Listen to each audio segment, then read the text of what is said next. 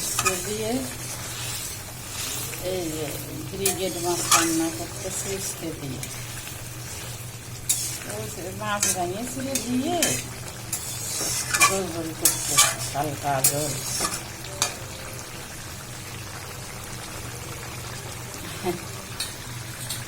এটা মজাই লাগে। আর হচ্ছে এই যে কালকে ডাউল আছে, ডাউল একদম পুরা পুরা করব।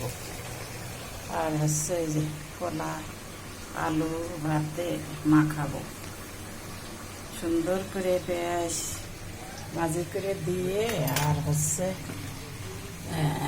শুকনা মরিচ ভাজি করে দিয়ে মাখাবো, মজাই লাগবে।